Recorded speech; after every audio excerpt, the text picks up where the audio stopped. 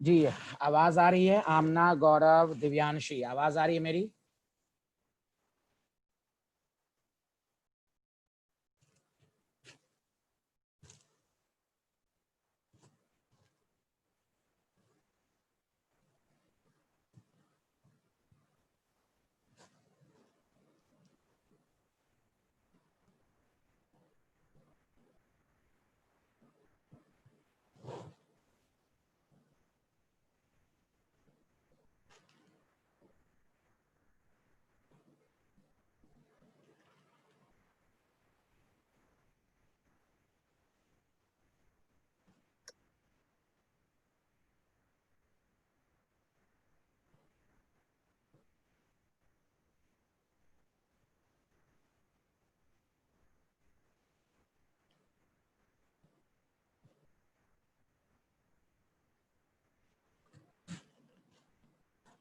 देखिए, previous class में हम लोग बोर मॉडल शुरू किया था।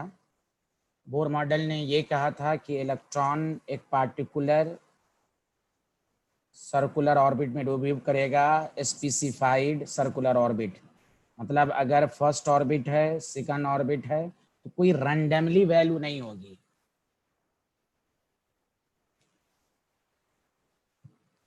कोई रैंडमली वैल्यू नहीं होगी, समझा कि नहीं? उसी तरह उन्होंने कहा था कि फिक्स रेडियस होगा और फिक्स्ड एनर्जी होगा। फिक्स्ड एनर्जी का मतलब हुआ कि अगर इसकी एनर्जी E1 है, समझा कि नहीं, तो इसकी एनर्जी E2 है, तो E1 और E2 होगी, उसके बीच की कोई वैल्यू नहीं होगी। मतलब न रैंडमली एनर्जी होगी, न रैंडमली रेडियस होगी, न रैंडमली वेलोसिटी होगी। ये उन्होंने कहा था। अब एक लास्ट पॉइंट आज के लेक्चर में लिखेंगे। पहले लिखिए, फिर मैं कौन सा कितना पॉइंट लिख पाया था बोर मॉडल में? फोर्थ की फिफ्थ, कितने पॉइंट? अच्छा, ये लास्ट पॉइंट शायद ये था, सेंट्रीपीटल फोर्स, यहीं तक शायद हुआ था, should be equal to centrifugal force.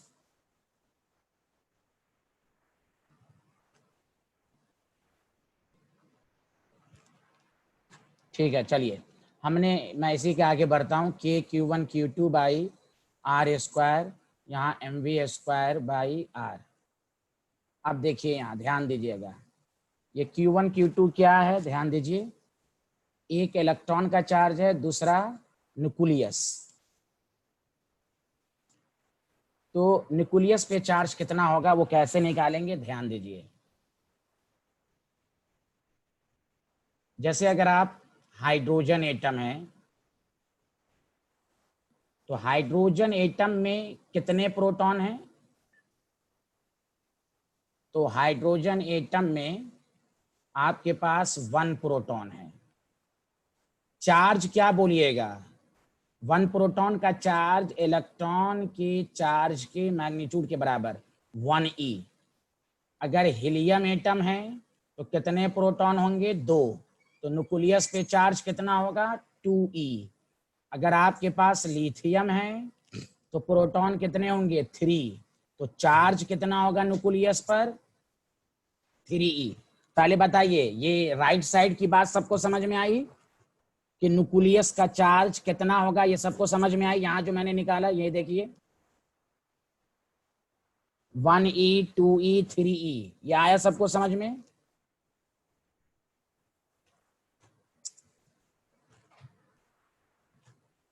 Yuvraj, Kundra, मानसविन, yes Yash. Sir, sir मैंने अभी ज्वाइन किया। आप एक बार फिर से बता सकते हैं? जरूर जरूर जरूर जरूर। हाँ, ये हमने ये कहा, ये तो यहाँ तक हम लोगों ने खत्म किया था। KQ1 Q2 by R square MV² are, यहाँ तक हम लोगों ने लिखा था प्रीवियस क्लास में। ठीक है, तो यहाँ देखिए, जिन्होंने क्वेश्चन पूछा है इलेक्ट्रॉन का चार्ज, तो इलेक्ट्रॉन आपके पास ये है, इसको मान लीजिए, मैंने इसको Q1 मान लिया। Q2 न्यूक्लियस का चार्ज है, तो न्यूक्लियस का चार्ज कैसे निकालेंगे? न्यूक्लियस में कौन रहता है? प्रोटॉन। तो जैसे हाइड्रोजन एटम है, तो 1 प्रोटॉन, प्रोटॉन का चार्ज और इलेक्ट्रॉन का चार्ज मैग्नीट्यूड में सेम होता है। चार्ज हमेशा हम इलेक्ट्रॉन के फॉर्म में लेते हैं, आपको याद होगा। तो Q is equal to 1e। Helium में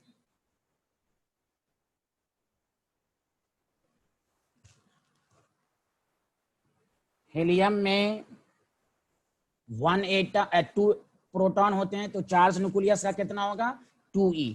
लिथियम में 3 प्रोटॉन होते हैं तो न्यूक्लियस का चार्ज क्या होगा 3e। सारे लोग बताइए, are you getting my point जिन्होंने पूछा था? Yes sir. नहीं नहीं, ये जो 1 इलेक्ट्रॉन ये है जो रिवॉल्व करता रहता है। आप पढ़िएगा, Bohr model is applicable for 1 electron system. समझा? तो हम अभी ये इलेक्ट्रॉन है जो रिवॉल्व करता रहता है। 1p का मतलब 1e, चार्ज के फॉर्म में। युवराज, प्रोटॉन जितना होगा उतना ही चार्ज होगा, तो प्रोटॉन का चार्ज इलेक्ट्रॉन का चार्ज बराबर होता है। चार्ज हम हमेशा इलेक्ट्रॉन के फॉर्म में लेते हैं। 1 प्रोटॉन चार्ज हम 1e बोलेंगे। हीलियम में 2 प्रोटॉन है युवराज, तो चार्ज 2e बोलेंगे।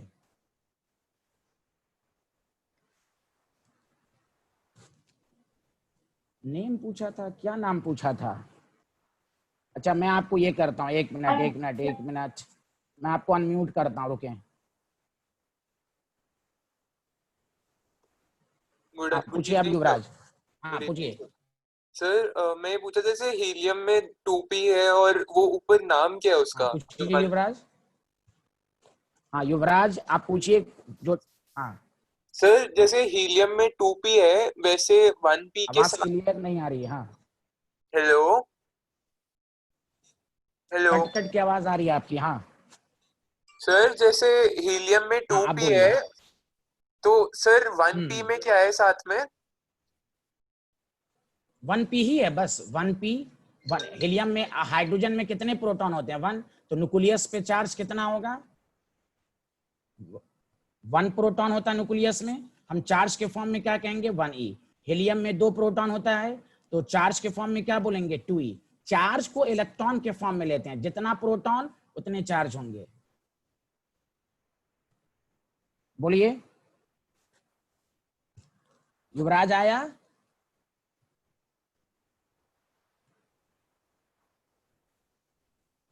चलिए, तो अब यहां देखिए, तो K है। यस सर, आ गया। चलिए ठीक ठीक।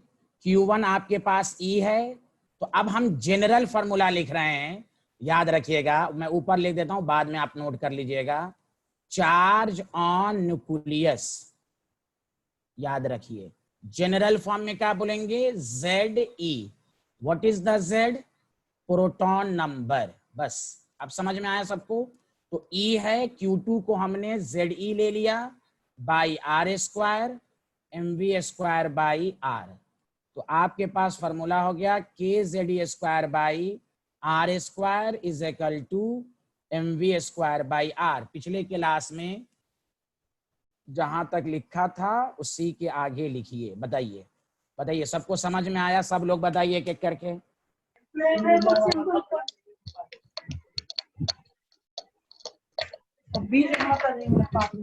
बैक साइड से आवाज काफी आ रही है, उसको कंट्रोल करें भाई।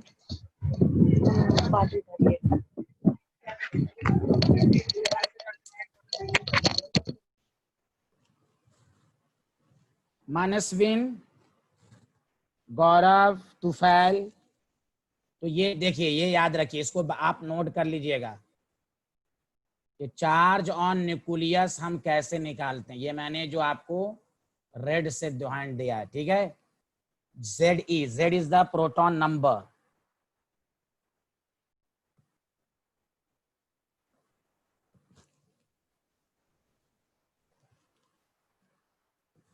लिख लिया? No sir. हाँ लिखिए लिखिए, आराम से लिखिए।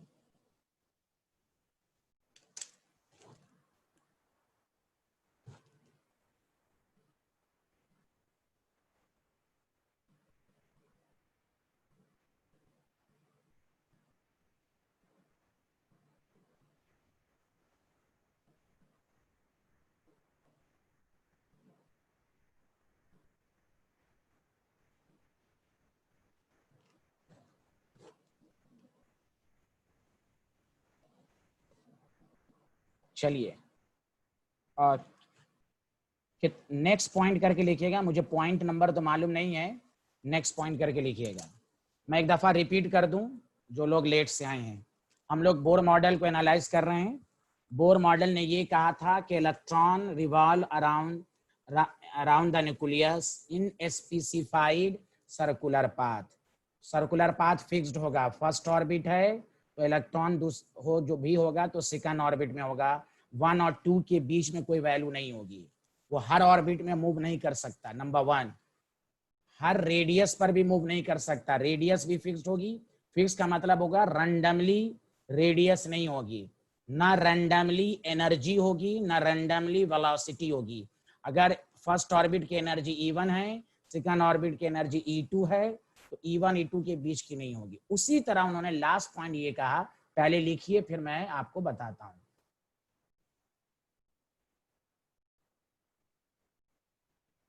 देखिए, the electron revolve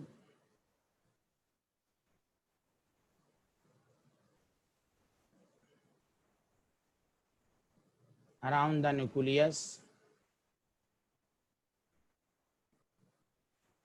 in that circular path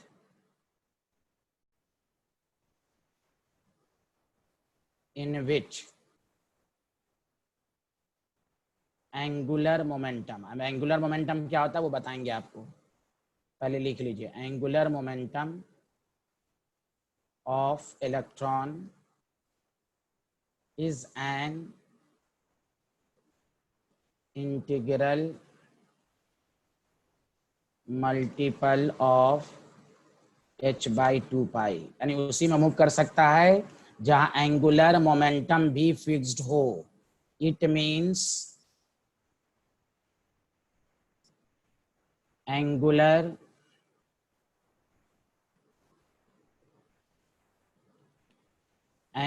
momentum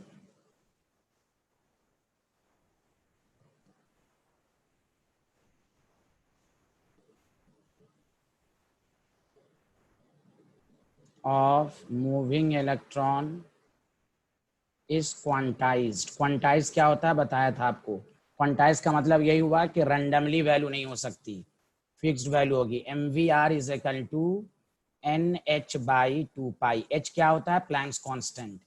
इसीलिए बोर मॉडल आने से पहले उन्होंने प्लैंक्स कांस्टेंट को एनालाइज किया था। देखिए, आपने 9th 10th की फिजिक्स में पढ़ा होगा लीनियर मोमेंटम mv, अगर mv को r से मल्टीप्लाइड कर दिया जाए तो वो एंगुलर मोमेंटम होता है। तो एक ही तरीके से सब कुछ समझें आप, एक तरीके से। According to the Bohr model, electron revolving around the nucleus in the fixed circular path, fixed radius, fixed velocity, fixed energy and fixed angular momentum. और जानते हैं आप, इसका डेरिवेशन भी है। इसको डिराइव किसने किया था इसी आगे पढ़ेंगे, डी ब्रॉगली। संडे को इंशाल्लाह आ जाए, मैं पहुंच जाऊंगा यहां तक। डी ब्रॉगली ने इस फार्मूले को प्रूफ किया कि फार्मूला बोर मॉडल ने कैसे लाया था। तो एक ही लाइन में सब कुछ याद रखिए कि बोर मॉडल ने जो कहा कि हर सर्कुलर पाथ पर मूव नहीं कर सकता इलेक्ट्रॉन, उसी सर्कुलर पाथ पे मूव करेगा जो स्पेसिफाइड हो, रेडियस फिक्स्ड हो, वेलोसिटी फिक्स्ड हो, एनर्जी फिक्स्ड हो और एंगुलर मोमेंटम फिक्स्ड हो। एन की वैल्यू यहाँ इंटीजर है, कंप्लीट वैल्यू है, 1 2 3 है। एन का मतलब 1 2 3 4 5 6। और याद रखिए एंगुलर मोमेंटम का फॉर्मूला फिजिक्स में भी पढ़ेंगे, लीनियर मोमेंटम तो आप पढ़ चुके हैं 9th 10th में, ये होता है mvr। समझा? ये है एंगुलर मोमेंटम। उन्होंने ये एक रिलेशन बनाया।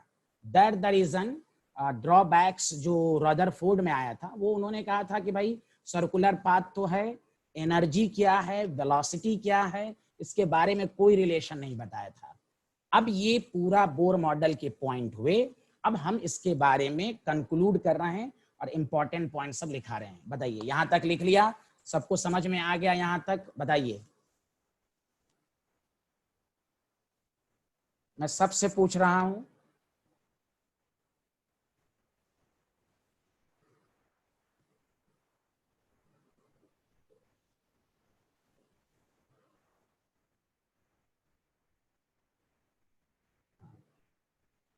बस एक ही लाइन में आप याद रखिएगा हमेशा, जो मैं 12 रिपीट कर रहा हूं कि बोर मॉडल को एक लाइन में किसी को समझाना हो तो according to the Bohr model, electron revolving around the nucleus in specified circular path. Specified को कोई कहे बोलो समझाओ, वही कहिए 1 2 3। 1 और 2 के बीच की कोई वैल्यू नहीं होगी, रैंडमली मूव नहीं करेगी, जैसे तैसे मूव नहीं करेगी। उसी तरह fixed energy, fixed velocity, fixed radius and fixed angular momentum, इसलिए सबका उन्होंने फॉर्मूला दिया।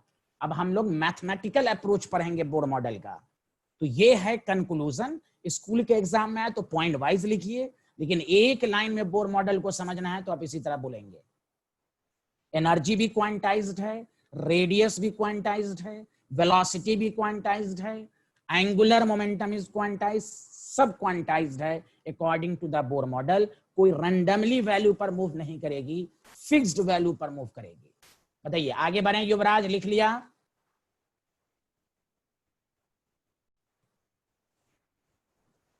अब मैं इंपॉर्टेंट पॉइंट्स लिखा रहा हूं रिमार्क्स में। नंबर 1 पॉइंट, पहली बात, चलिए लिखिए। अब इंपॉर्टेंट पॉइंट सब लिखिए। Bohr's model is applicable for one electron system. It means for hydrogen atom and, मैं बताऊंगा एग्जांपल देके, and hydrogen like species. Hydrogen like species गौर से सुनिए कौन कौन है। He+1, हीलियम में सारे लोग समझिए 2 इलेक्ट्रॉन होते हैं, He+1 में 1, ये सिर्फ एक इलेक्ट्रॉन सिस्टम के लिए बताया, समझा? उसका रीजन भी मैं अभी बताऊंगा। लिथियम के लिए एप्लीकेबल नहीं है Li+2, बेरिलियम के लिए एप्लीकेबल बोर मॉडल नहीं है Be+3, समझा? उसी तरह सोडियम के लिए एप्लीकेबल नहीं है, Na+10 के लिए है। इन सब को कहते हैं हाइड्रोजन लाइक स्पीशीज। इसलिए बोर मॉडल क्या एनसीईआरटी में लिखा रहता, Bohr model for hydrogen atom. तो हाइड्रोजन एटम में 1 इलेक्ट्रॉन होंगे और हाइड्रोजन लाइक स्पीशीज में भी 1 इलेक्ट्रॉन होंगे। न्यूक्लियस का चार्ज अलग अलग होगा, क्योंकि He+1 में इलेक्ट्रॉन 1 है, प्रोटॉन तो 2 ही रहेगा। लिथियम+2 में इलेक्ट्रॉन 1 है, प्रोटॉन तो 3 होगा। ये तो सबको मालूम है, बेसिक फंडा। इसलिए याद रखिए बोर मॉडल 1 इलेक्ट्रॉन सिस्टम के लिए एप्लीकेबल है। इसलिए मैंने इससे पहले वाले में Q1 जो लिया था वो 1 इलेक्ट्रॉन लिया था और Q2 Ze लिया था। पहला पॉइंट हुआ। दूसरा पॉइंट आइए सारे लोग, सेकंड पॉइंट। आपसे बोर्ड लेवल पर पूछ सकता है, स्कूल लेवल पर, electron is revolving around the nucleus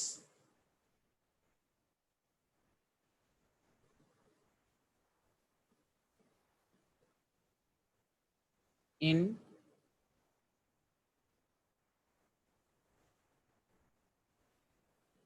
circular path of fixed energy. Therefore, ध्यान दीजिएगा अच्छे से, therefore Bohr's orbit is also called stationary orbit.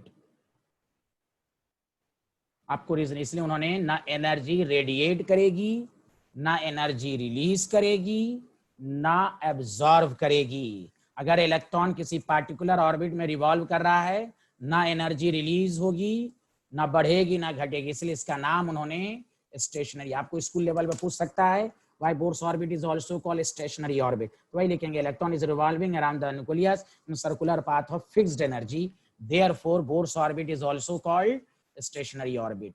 बताइए यहां तक सबको समझ में आ गया?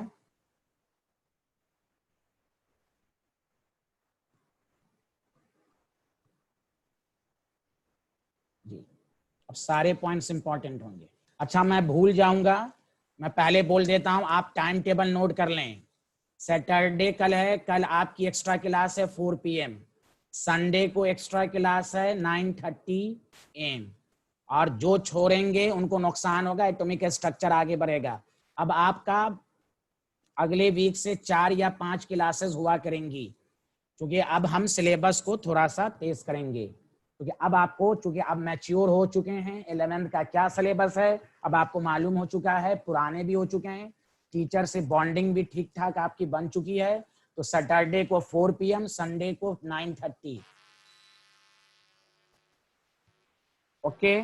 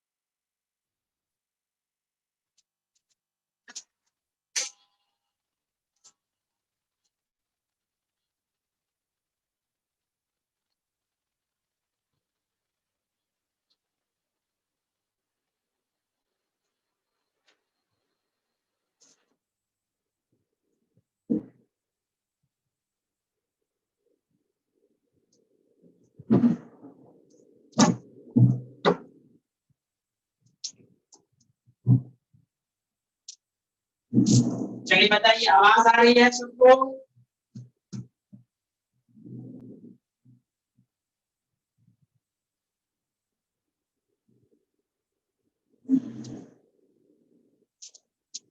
चलिए, वेरी गुड।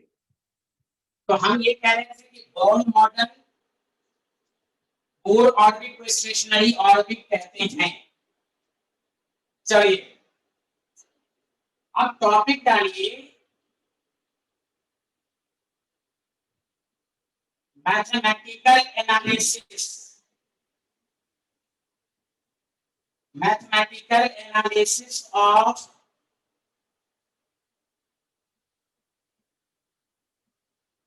Bohr model.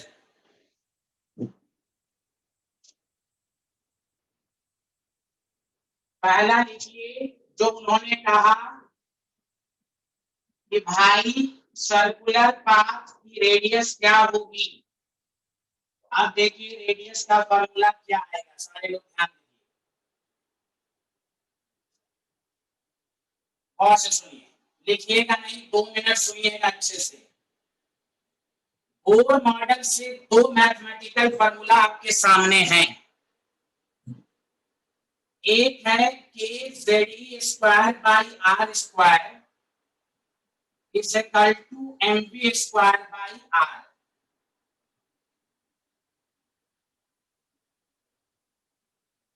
तो यहां से एक तो आपके पास फॉर्मूला ये है, दूसरा फॉर्मूला आज के लेक्चर में आया था M B R is equal to N H by 2 पाई।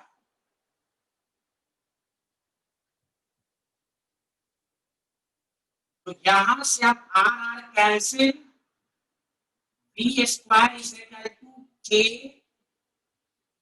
ध्यान दीजिएगा, K Z square divided by M R. यहां से बी इज इक्वल टू आएगा N H by 2 pi M R.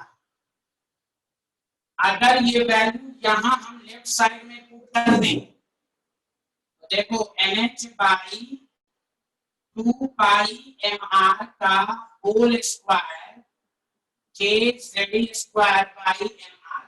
बताइए यहां तक पहले सबको समझ में आया तो टाइप कीजिए, अब पहले लिखना शुरू कीजिए यहां तक जल्दी से।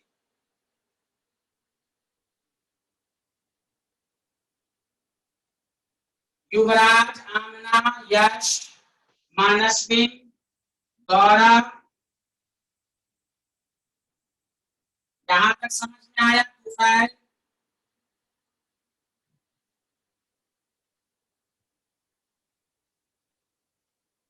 हाँ, गौरव, मानसवी, आपको समझ में आया कि नहीं?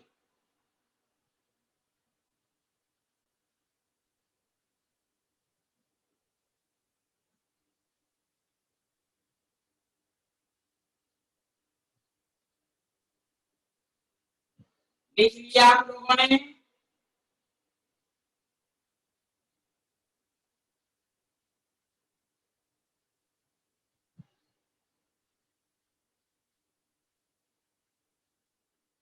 हाँ,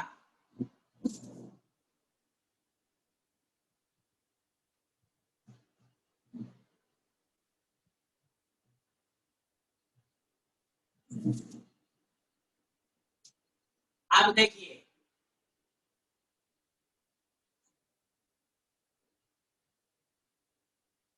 यहां पर आया n square h square divided by 4 pi square m square r square के Z square by M R.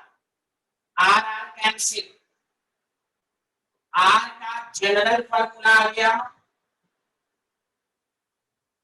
N square h square by 4 pi square m m cancel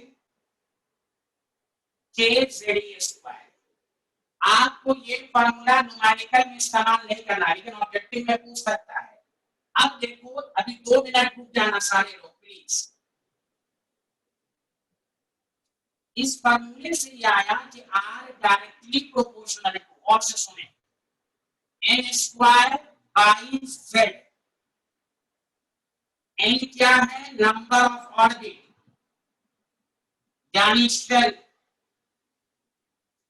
Z क्या है? लिखा चुका हूं, प्रोटॉन नंबर। बाकी सब इस दो को छोड़कर बाकी सब यूनिवर्सल कांस्टेंट है।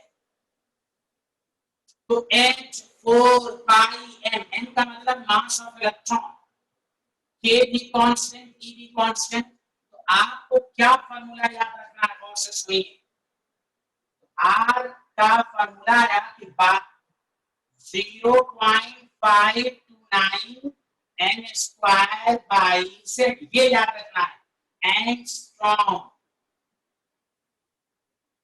H4 बाई एम के ई की वैल्यू जो कैलकुलेट की गई 0.529, एन और जेड तो वेरिएबल है, वो फर्स्ट है, सेकंड ऑर्बिट है, जेड भी वेरिएबल है, बाकी दो को छोड़कर बाकी सब क्या है, कांस्टेंट। तो आपको डायरेक्ट क्या याद रखना है, 0.529 N square by Z, angstrom. Angstrom कहा चुका, बताइए फॉर्मूला कैसे डिराइव हुआ, ये सबको समझ में आया कि नहीं? यश, युवराज, सब लोग बताइए।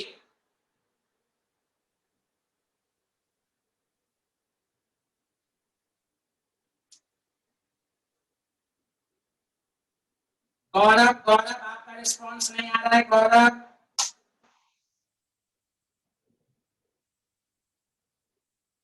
गुड गौरव, थैंक यू गौरव। देखो पूछा है कि तुम फिजिक्स में पढ़ोगे, ये तो मैं बता देता हूँ, इसको डायइलेक्ट्रिक कांस्टेंट कहते हैं, कोई यूज नहीं है तुम्हारे लिए, लेकिन ऑब्जेक्टिव में तुम इसको डायरेक्ट याद करोगे, न्यूमेरिकल इससे करोगे। के को डायइलेक्ट्रिक कांस्टेंट कहते हैं, है ना? तो वो न्यूमेरिकल में यूज ही नहीं होगा। और इसकी वैल्यू भी मैं बता देता हूँ, 9 into 10 to the power 9 होती है, कोई यूनिवर्सल है, आप उस पर मत जाए, वेरिएबल क्वांटिटी पर जाए और इस फॉर्मूले पर जाए। तो वही मेरे कहने का मतलब, बोर मॉडल ने प्रूव किया कि हर रेडियस पर इलेक्ट्रॉन रिवॉल्व नहीं कर सकता, फिक्स रेडियस, उन्होंने उसका फॉर्मूला दिया। सब लोग कल 4 बजे आएंगे, सब लोग संडे को सुबह आएंगे।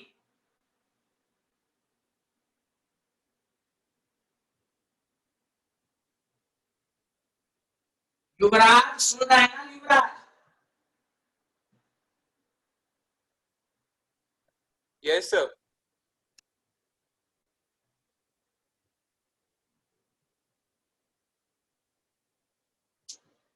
तो देखिए, रेडियस का पहला फॉर्मूला आया एन ऑर्बिट में 0.529 N square by Z angstrom. दूसरा यूनिट लिख लो 52.9 N square by Z picometre. ये तुम्हारा टाइम बचे एग्जाम में। तीसरा भी याद, तीन चीज हमेशा याद रखो, 0.0529 into N square by Z nanometre. तीनों याद रखो, तीनों यूनिट में।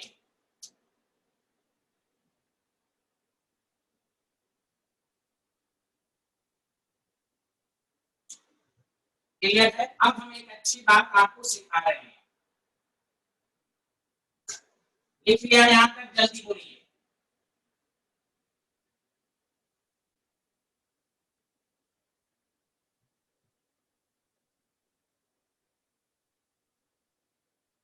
सब लोगों ने लिख लिया?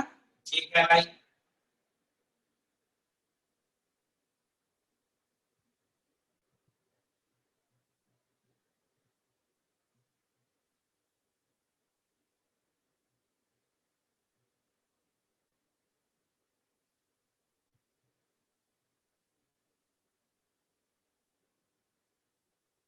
आप देखिए,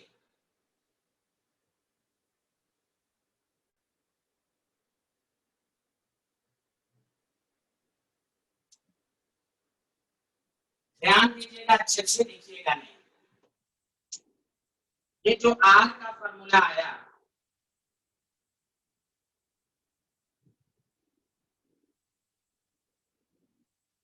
ये जो आर का फॉर्मूला आया था 0.529 into N square by Z angstrom में। तो फॉर हाइड्रोजन एटम, और से सुनो, फॉर हाइड्रोजन एटम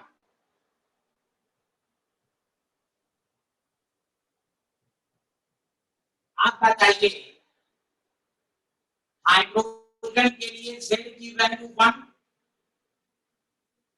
और N की वैल्यू जब 1 लेंगे तो R की वैल्यू क्या जाएगी रेडियस की 0.529 1 का होल स्क्वायर 1 कितना आ जाएगा 0.529 एंगस्ट्रॉम।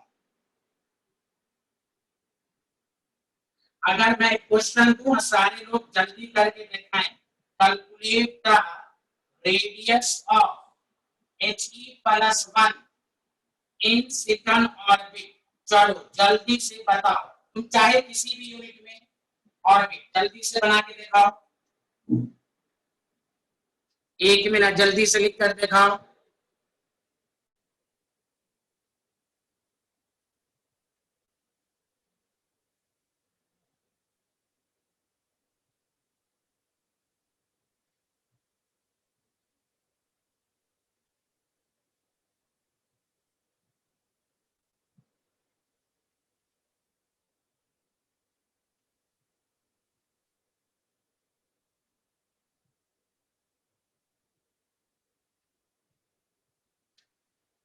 बताइए calculate the radius of He+1 in second orbit. Unit के साथ किस यूनिट में आपने लिखा है?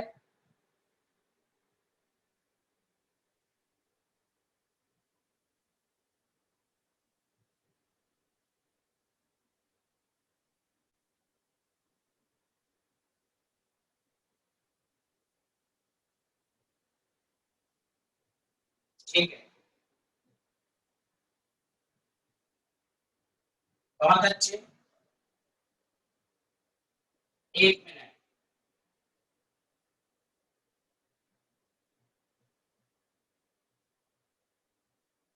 सबका आंसर आ गया?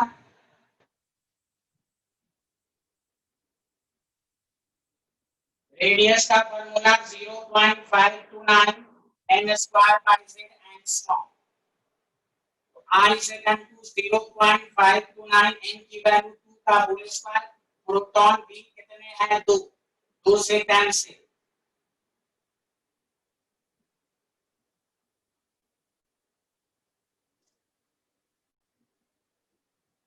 बताइए इतना आंसर आया, सब लोग बताइए जल्दी से।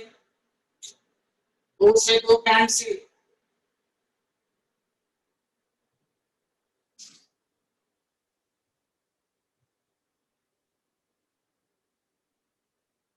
हंसते तुम्हारा आंसर 2.11 क्यों आया? हंसते तुम्हारा गौरव साहू गलती कहाँ हुई चेक किया?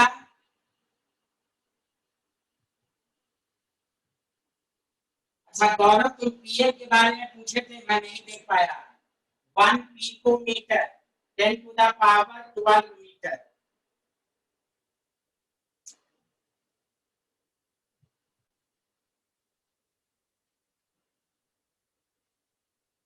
याद रखिए दोबारा, जेड में प्रोटॉन नंबर लेंगे, इलेक्ट्रॉन नहीं। प्लीज, मैंने इसलिए आसान क्वेश्चन पहले दिया।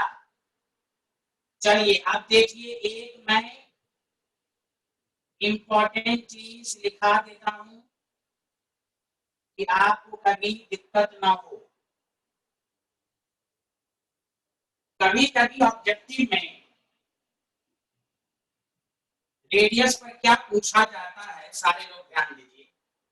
मैंने तो अभी लिखा था 0.529 n square by z angstrom for hydrogen atom, n is equal to 1, z is equal to 1, तो 0.529 एंगस्ट्रॉम। कुछ ऑब्जेक्टिव क्वेश्चन, अब इसकी इंपॉर्टेंस मैं क्वेश्चन में कराऊंगा। इसको कहा जाता है बोर्स रेडियस, और इसको हमने मान लिया, 1 मिनट पहले ऐसे लिख देता हूं आपको, इसको मैंने ए नॉट मान लिया, which is called Bohr's radius. घबराइएगा नहीं, अभी मैं समझाऊंगा। अब आइए हाइड्रोजन एटम के लिए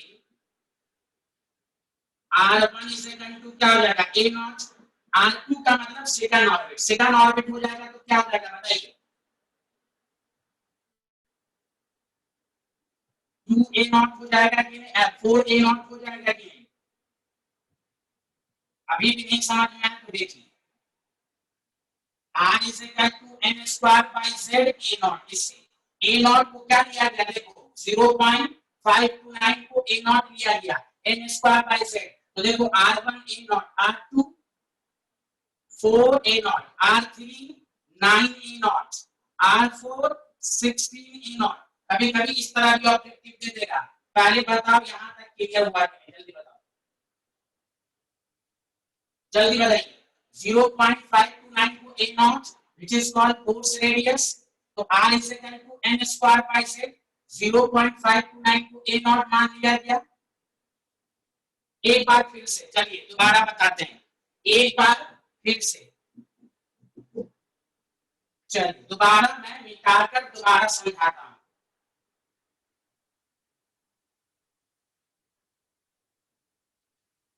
पहले सारे लोग बताओ यहां तक समझ में आया, जहां तक समझ में आया एवरी स्टूडेंट, युवराज, मानसवीन, गौरव, हसदेव, तुफैल, आमना, दिव्यांशी, यश,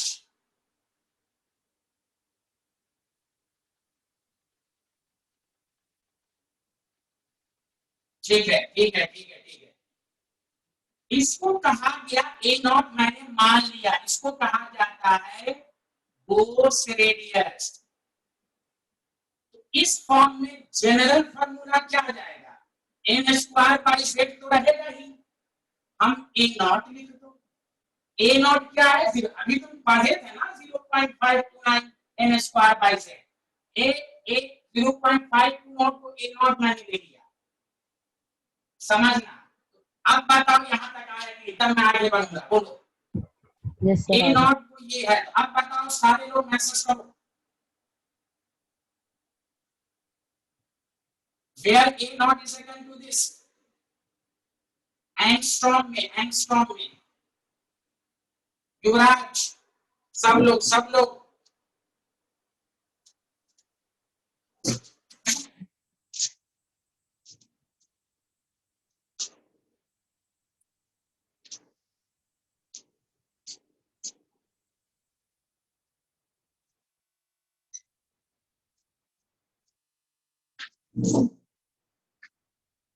बोलिए। चलिए अच्छी बात, बहुत अच्छे बहुत अच्छे। तो मैं ये कह रहा हूं, कभी कभी ऑब्जेक्टिव क्वेश्चन हमने चूंकि 0.529 सब में आ रहा है, उसको ए नॉट मान लिया, तो जनरल फार्मूला वही मैंने लिखा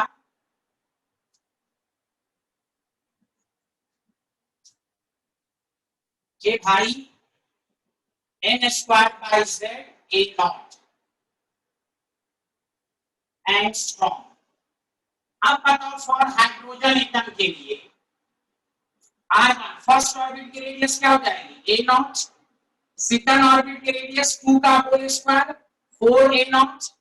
थर्ड ऑर्बिट की रेडियस 9 का होल 3 का whole square 9 A naught. Z तो 1 ही रहेगा हाइड्रोजन के लिए। R4 is equal to 16 A not, R5 is equal to 25 A not. बताओ आया कि नहीं,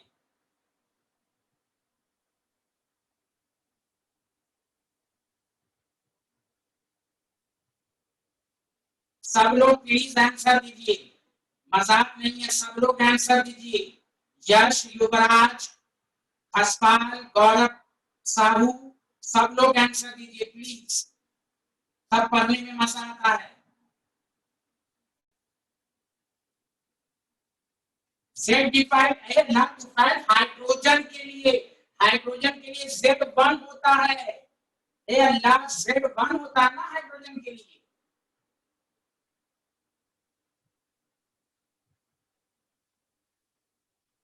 युवराज, गौरव, साहू,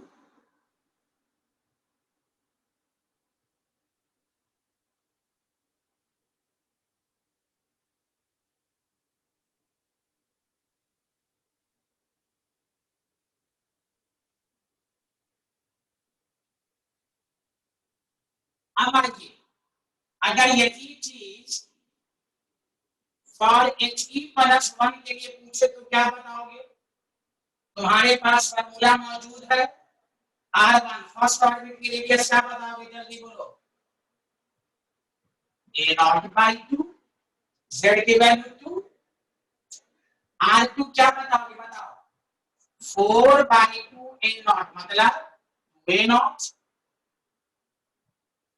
R3 3 का होल स्क्वायर 9, z तो 2 ही रहेगा, क्या हो जाएगा 4.5 a0, R4 4 का whole square 16, proton 2 a0 a0। Are you getting my point? Are you getting my point, everyone?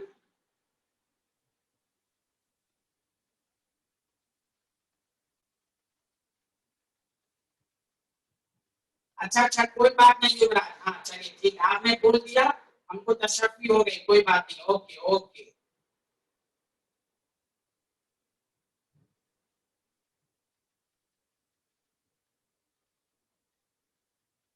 मानस सिंह, गौरव, आ गया समझ में?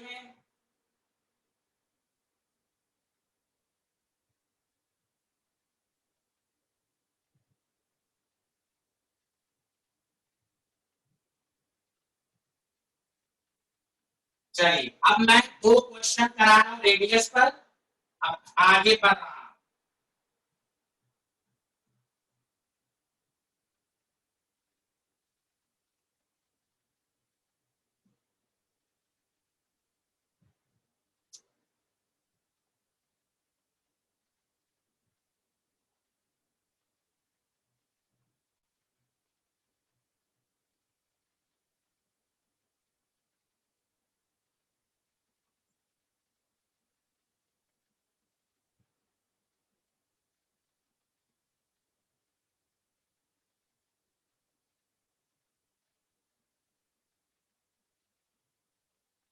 चलिए इसको निकाल के दिखाइए।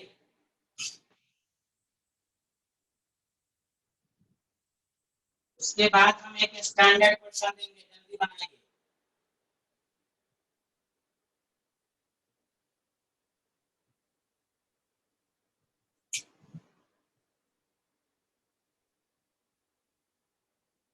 किसी भी यूनिट में निकाल लीजिए,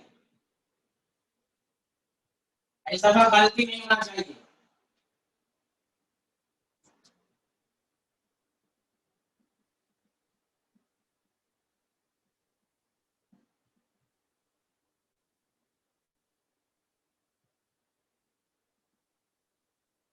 चलिए आंसर दीजिए। यही आंसर आया, बोलो। सॉल्व तो बाद में कर लोगे, ये आया सबका आंसर। मानस सिंह, गौरव, युवराज, यश, सब लोग का यही आंसर है।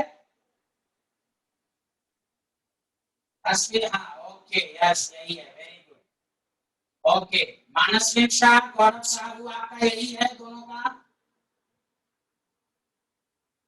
वेरी गुड मानस सिंह। गौरव आपका।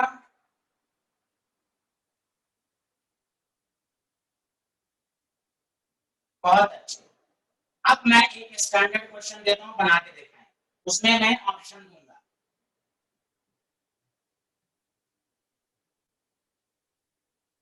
कि सर आपने इससे डायरेक्ट इस तरह का क्वेश्चन रहे, formula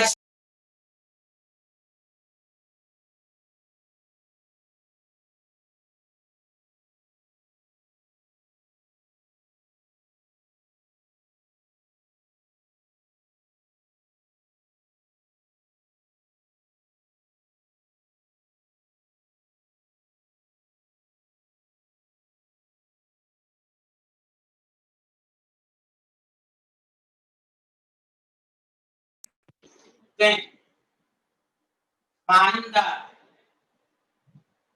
radius of first orbit of He+1 ion in terms of x। मैं ऑब्जेक्टिव नहीं दूंगा, अपने से बनाओ। इन टर्म्स ऑफ x बोल दिया, अब बना के देखा।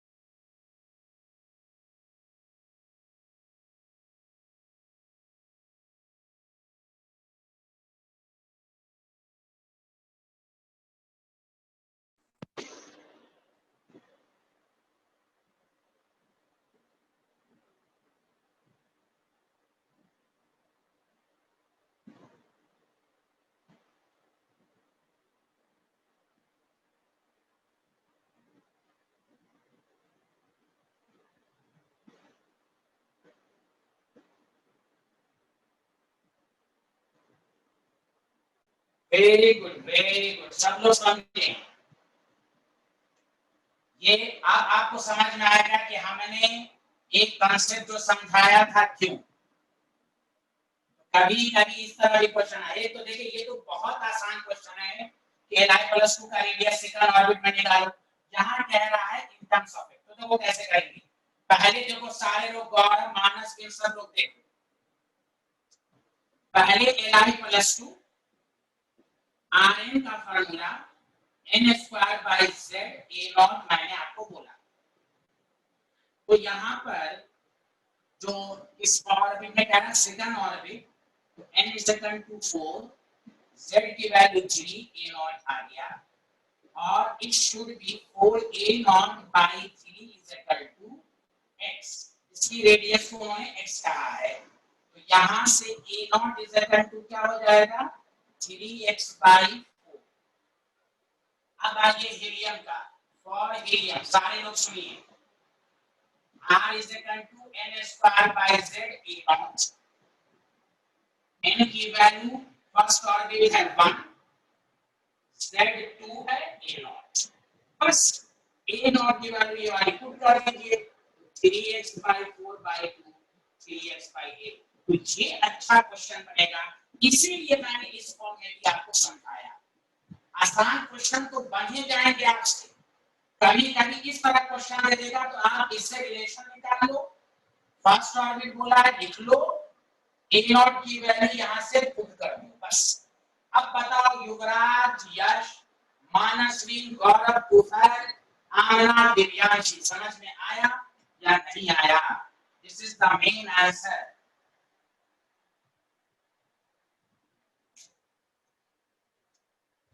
दैट द रीजन हमने आपको इस फॉर्म में ही समझाया। Very good very good. तो इस तरह की प्रैक्टिस हम आगे भी कराएंगे। तो ये रेडियस के बारे में हो गया, प्रैक्टिस कराएंगे। पहले हम टॉपिक क्या लिखा था, mathematical analysis of Bohr model. तो इस तरह के क्वेश्चन के लिए ही मैंने आपको वो शॉर्ट फॉर्म सिखाया, बाकी डायरेक्ट तो आपसे हो ही जाएंगे, फार्मूला याद रहेगा, बस हो जाएगा। कभी कभी इस तरह पूछ देना है। अब आइए नेक्स्ट टॉपिक डालिए। नेक्स्ट मैथमेटिकल एनालिसिस में second, velocity of electron in nth orbit. क्योंकि उन्होंने कहा था कि भाई हर ऑर्बिट की रेडियस फिक्स्ड होगी,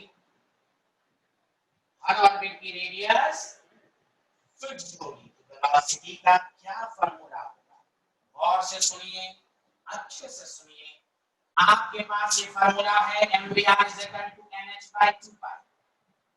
प्लीज सुनिएगा अच्छे से। तो v क्या हो जाएगा nh/2πmr। अब हम क्या करेंगे, nh को रहने देंगे, 2πm को भी रहने देंगे, और r की वैल्यू मैंने आपको अभी जस्ट सिखाई थी। r की वैल्यू जस्ट सिखाई गई थी, वो क्या था? r की वैल्यू ओवरऑल फार्मूला क्या था, किसी को याद है? वो क्या था? r की value n² h² 4π² m k z² अगर ये वैल्यू यहाँ पुट करें, देखिए रेडियस की जगह अच्छे से देखिए, n² h² divided by this, ये ऊपर चला जाएगा, तो 4π² m लिखिएगा नहीं अभी, k z² कितना टिपिकल फार्मूला है। अब देखिए पाई, एक पाई कैंसिल, m कैंसिल, समझ में आ रहा है, NH भी कैंसिल, NH भी कैंसिल, तो जनरल फार्मूला क्या गया देखिए, 2 से 2 2 सा तो आ गया 2πk, 2πk,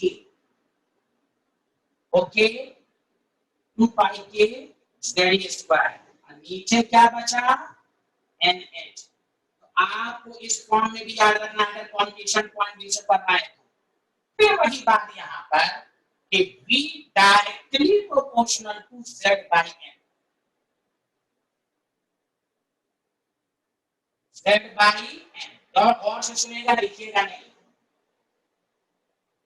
मतलब ये और से सुनेगा, न्यूक्लियस के दूर जाएंगे तो वेलोसिटी कम होती जाएगी।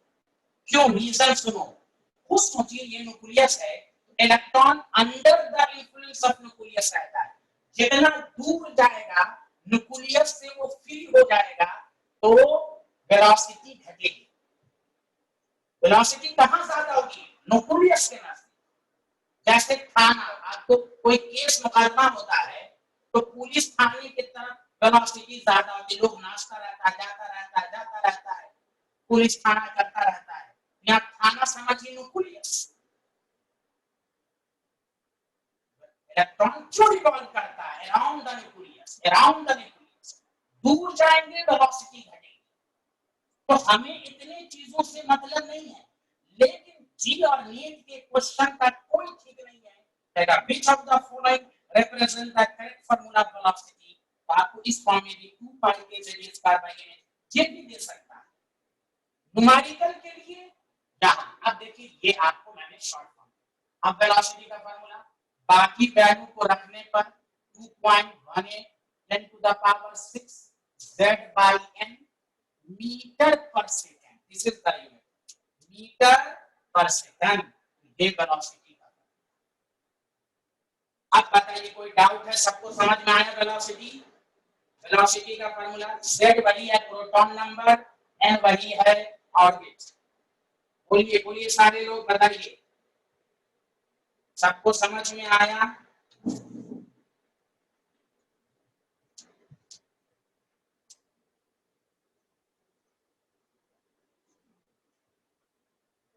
सबको समझ में आया कि नहीं? एक दफा बोलिए ना कुछ।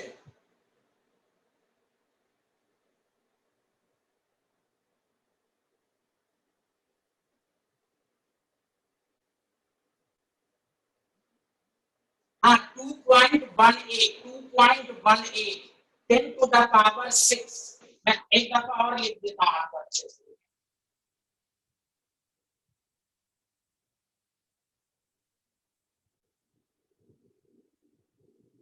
बहुत मजा आएगा आगे आगे पढ़ने में। आप बहुत सारे लोगों से रिक्वेस्ट है, एकदम क्लास रेगुलर कीजिए।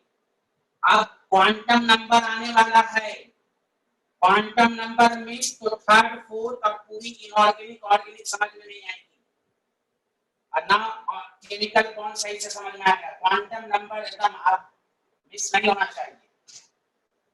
ये वेलोसिटी का फार्मूला है 2.18 10 to the power 6 z by n। Unit याद रखिएगा, मीटर पर सेकंड। कहीं पर यहाँ 1 होगा तो ये सेंटीमीटर में होगा, आप ये मत कहिएगा गलत पढ़ा दिया गया, यूनिट मीटर है यहाँ। और याद रखिए, कोई भी पूछे, इलेक्ट्रॉन की वेलोसिटी न्यूक्लियस के नजदीक ज्यादा होती है कि दूर? बताइएगा नजदीक। क्यों? इलेक्ट्रॉन रिवॉल्व ही करता रहता है under the influence of nucleus. Nucleus जितना दूर जाएंगे, जैसे गौरव साहू पिछले क्लास में क्वेश्चन उन्होंने यही पूछा था, लास्ट ऑर्बिट क्या, लास्ट इंफिनिटी पर इलेक्ट्रॉन एटम के अंदर होगा ही नहीं, free from the nucleus, no force of attraction from the nucleus. Electron तभी नाचता है या डांस करता है under the influence of nucleus. जितना दूर जाएंगे न्यूक्लियस का ध्यान घटेगा, न्यूक्लियस का अट्रैक्शन घटेगा, वेलोसिटी भी घटेगी। Are you getting my point everyone? Very good, बहुत अच्छे, बहुत अच्छे। अब आइए नेक्स्ट। हम लोग टॉपिक क्या पढ़ रहे हैं? Mathematical analysis of Bohr model. उसमें हम लोगों ने 2 चीज पढ़ी। अब आइए तीसरी चीज,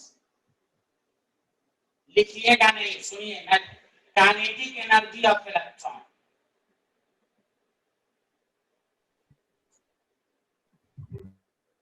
एक फार्मूला आपके पास है के Z square by are, r square इसे equal to M B square by r. ध्यान दीजिएगा अच्छे से, एक मिनट, आर आर कैंसिल, तो आपके पास एम बी स्क्वायर इसे इक्वल टू के जेड स्क्वायर बाई आर आया। अगर हम दोनों तरफ हाफ से मल्टीप्लाई करें तो कोई फर्क नहीं पड़ेगा। देखिए इसी को क्या कहेंगे, काइनेटिक एनर्जी, तो के जेड स्क्वायर बाई 2r।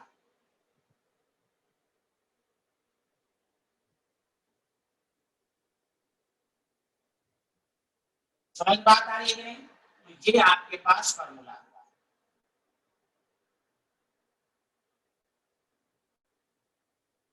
अब इसकी एक्यूरेट वैल्यू क्या होगी वो भी मैं नहीं बताऊंगा, वो मैं 5 मिनट के बाद। काइनेटिक एनर्जी का ये फॉर्मूला आया है। यहां देखिए K Z square by R square is equal to M B square by are, are are cancel, M B square is equal to, मैं दोबारा समझा देता हूं,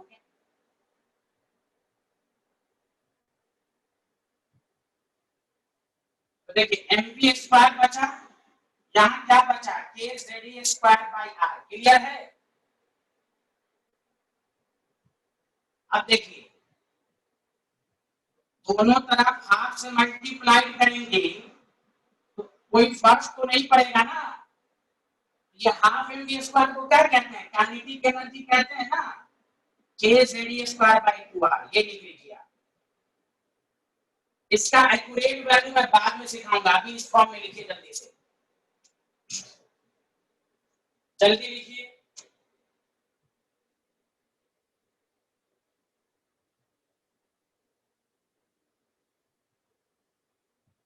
इसमें किसी को परेशानी तो नहीं होगी, सब क्लियर है यहाँ तक? चलिए अब आइए,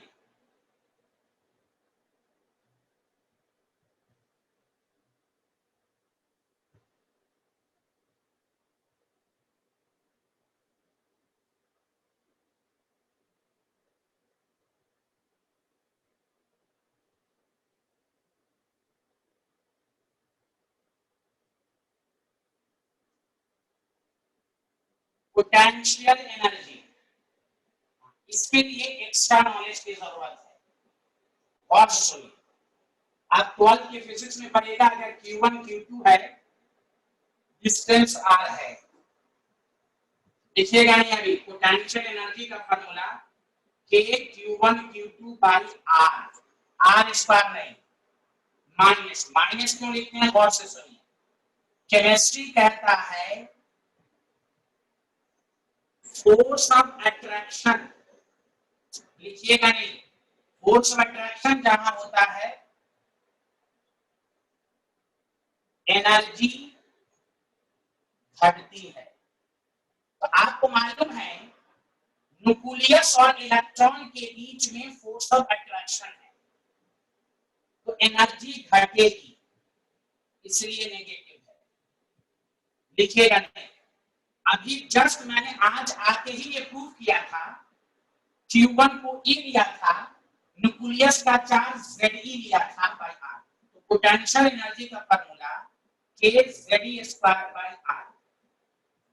ये वैल्यू सिखाया था ना आज के लेक्चर में आते ही, तो ये फिजिक्स 12 की फिजिक्स में भी आएगा। हमें पोटेंशियल एनर्जी के एक्यूरेट वैल्यू कैसे निकालेंगे वो हम बताएंगे, पेशेंस थोड़ा रखिए। काइनेटिक एनर्जी का फार्मूला ड्राइव किया, ये है पोटेंशियल एनर्जी। असल ये दो चीज क्यों बताई गई वो अब हम सिखाएंगे, पहले यहां तक देखिए। नेगेटिव साइन क्यों है, जल्दी बोलिए। नेगेटिव साइन क्या बताता है यहाँ पर, अट्रैक्शन है कि रिपल्शन? नेगेटिव साइन क्या बताता है, अट्रैक्शन है कि रिपल्शन? माइनस में, हाँ हाँ, एनर्जी इज लॉस, हाँ very good, energy is losing, attraction, very good, इसलिए नेगेटिव लगाया गया। काइनेटिक एनर्जी पॉजिटिव क्वांटिटी होती है, क्योंकि वहां जो V आता है वो स्पीड है। चलिए लिख लिया सारे लोगों ने, जल्दी बताइए। गौरव साहू, मानस विन, युवराज, यश, सब लोगों ने लिख लिया, बहुत अच्छे। अब सुनिए अच्छे से, जो मैं अब समझाना चाह रहा हूं वो देखिए, यहीं पर बहुत क्वेश्चन आते हैं, बहुत हद से ज्यादा। और से सुनिए,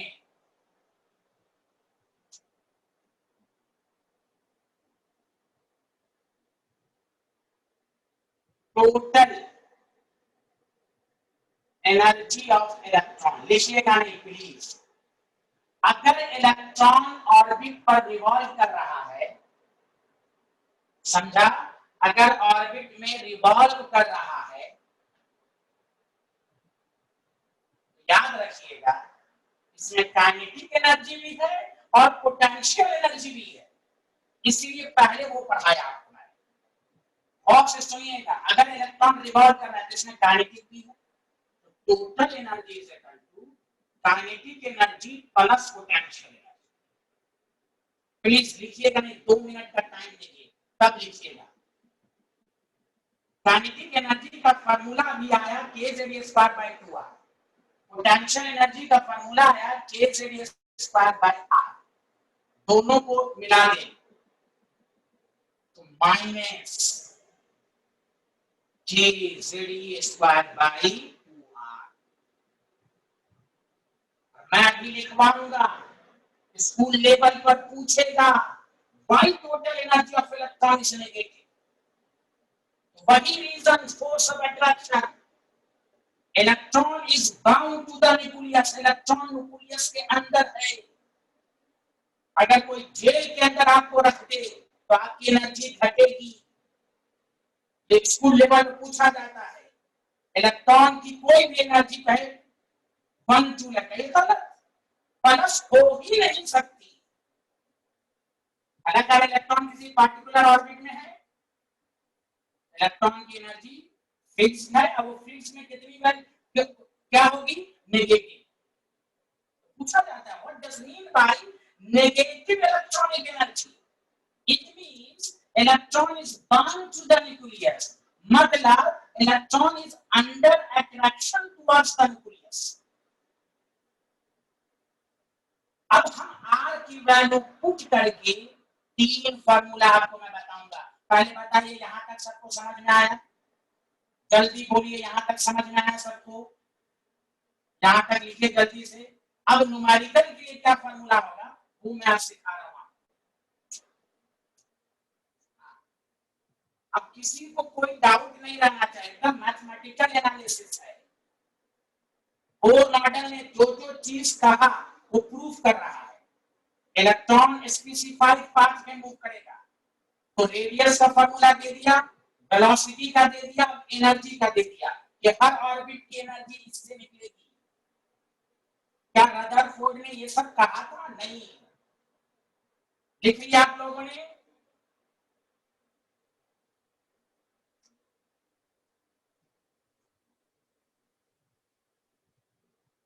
मानसवीन, यश, युवराज, सब लोगों ने लिख लिया?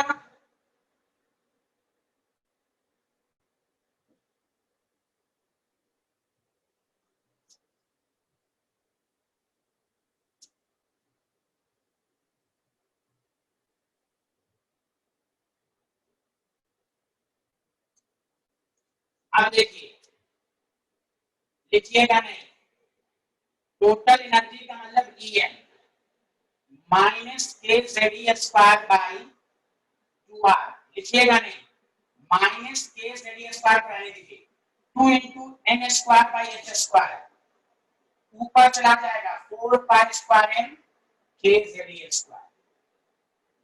आर की वैल्यू पुट कर दिया,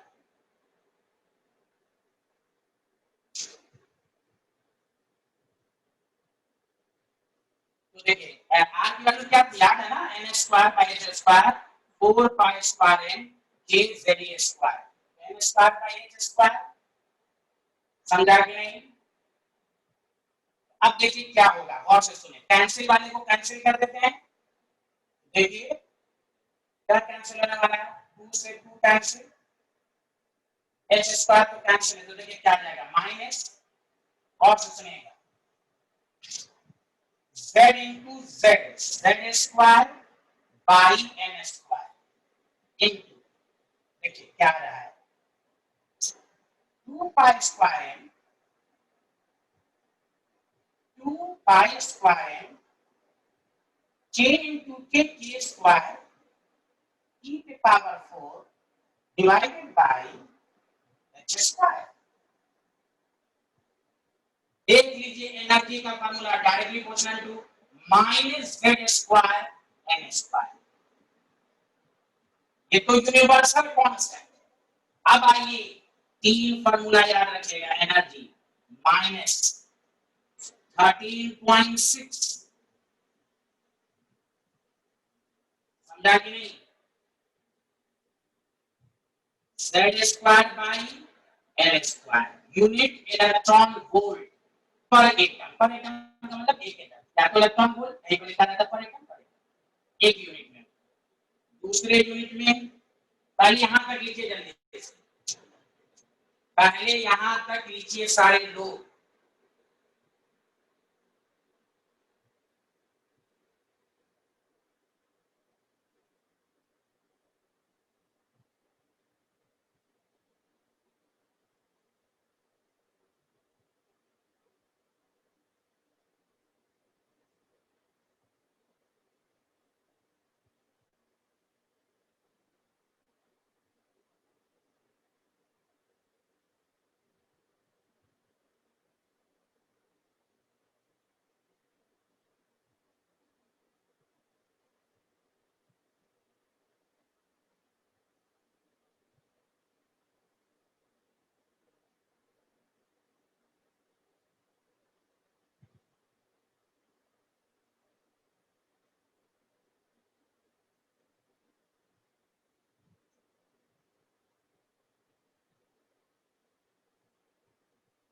अरे तूफान तुम इस तरह का क्वेश्चन क्यों पूछते हो? 13.6 क्यों लिए? इसका मतलब रेडियस का भी तुम्हें नहीं समझ में आया, वेलोसिटी का भी तूफान तुम्हें नहीं समझ में आया। अरे ये वैल्यू को रखकर, ये यूनिवर्सल कांस्टेंट है ना पाई, इलेक्ट्रॉन का मास। ये अल्लाह तूफान तुम कहां रहते हो?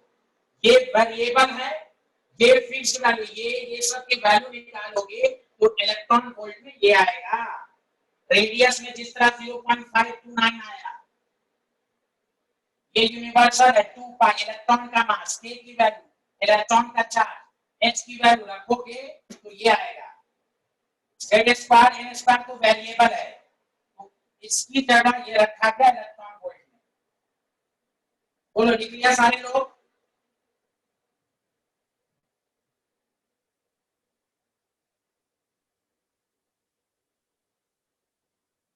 यहां तक सबको समझ में आ रहा है कि नहीं?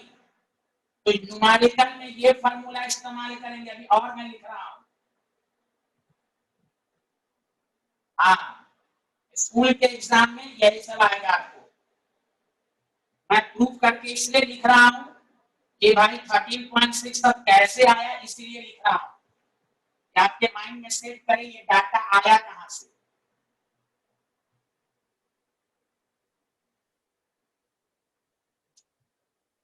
देखिए एनर्जी का जो पहला फार्मूला आया 13.6 by n square z square electron volt per atom. दूसरा देखो ईएम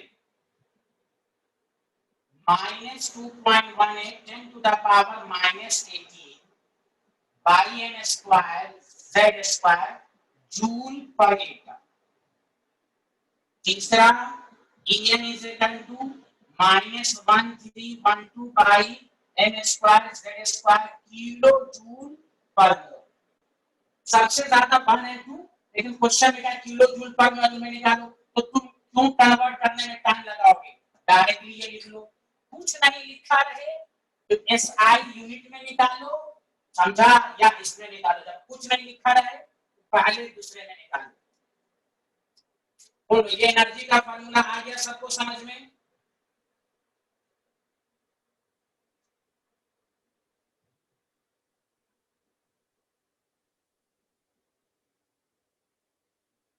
बोलिए।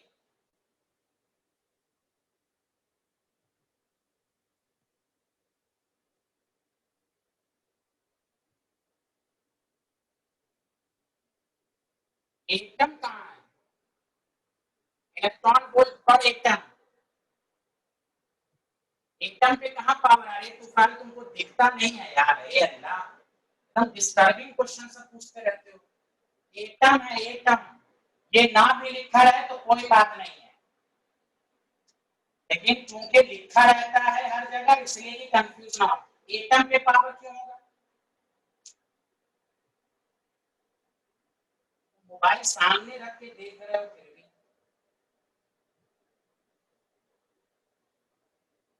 दूसरा भी समझ में आया, एटम पे कोई पावर नहीं है, आया समझ में?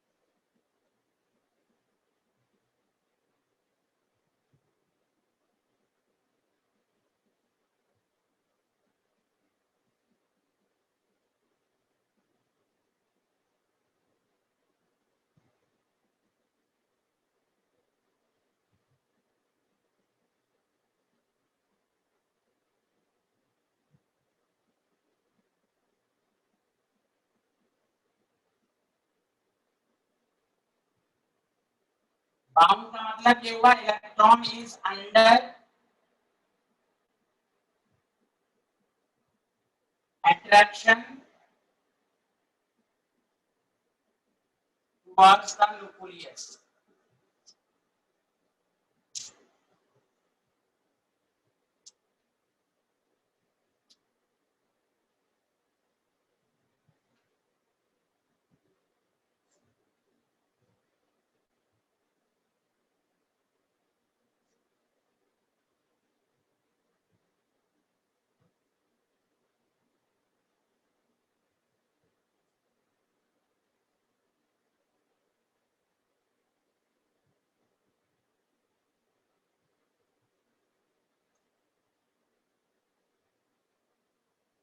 चलिए एक एक पॉइंट करके सारे लोग बोलिए।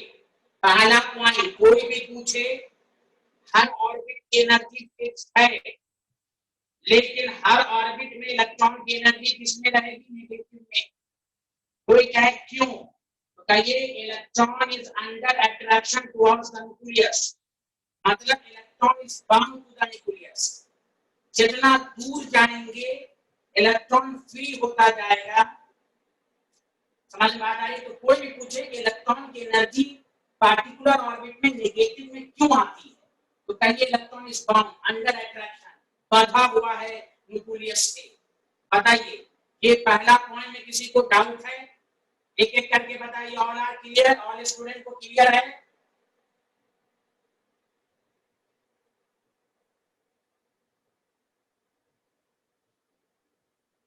गौरव साहू रिस्पॉन्स दीजिए। तुफैल, युवराज,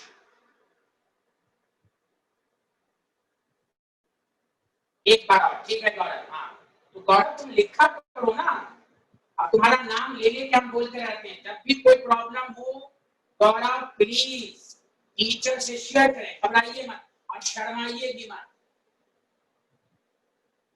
देखिए दोबारा समझाते हैं। कोई भी पूछे इलेक्ट्रॉन ऑर्बिट में नाच रहा है, ये न्यूक्लियस है, तो इलेक्ट्रॉन की एनर्जी हर ऑर्बिट की फिक्स है, ये बोर मॉडल ने कहा। चाहे कोई भी वैल्यू, मान लो फर्स्ट ऑर्बिट की एनर्जी E1 है तो -E1। और अभी मैंने आपको बताया जहां अट्रैक्शन होगा एनर्जी लूज करेगी, ये याद रखिए। इसकी मिसाल सीबीआई का छापा आपके पर पड़े तो आप डर जाएंगे।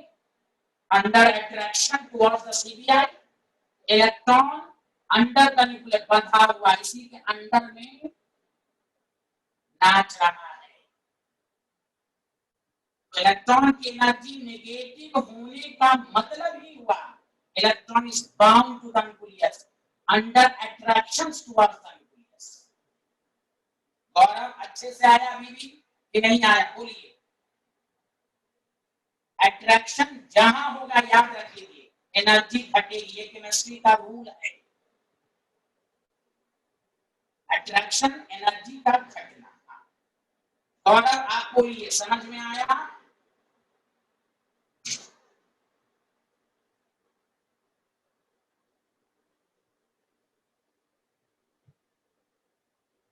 चलिए ठीक है ठीक है। नहीं मैंने ये कहा, एक दफा बता देते हैं कि हर पार्टिकुलर ऑर्बिट की एनर्जी फिक्स है, फिक्स तो रहेगी, लेकिन -5 जूल है तो -5 ही रहेगी, यहाँ -7 है -7 ही रहेगी, लेकिन जो भी वैल्यू रहेगी वो नेगेटिव में रहेगी। मतलब ये भाई फर्स्ट ऑर्बिट में अट्रैक्शन, सेकंड ऑर्बिट की भी एनर्जी नेगेटिव, थर्ड की भी नेगेटिव, सबकी अलग अलग वैल्यू होगी लेकिन नेगेटिव में रहेगी। Okay thank you thank you. तो चलिए आज इतना ही पढ़ेंगे, अब कल 4 PM पर आएंगे, टाइमली आएंगे, टाइमली। ओके एवरी स्टूडेंट, कल 4 PM पे इसी से आगे बढ़ेंगे हम लोग। अरे कुछ तो बोलिए यस या नो।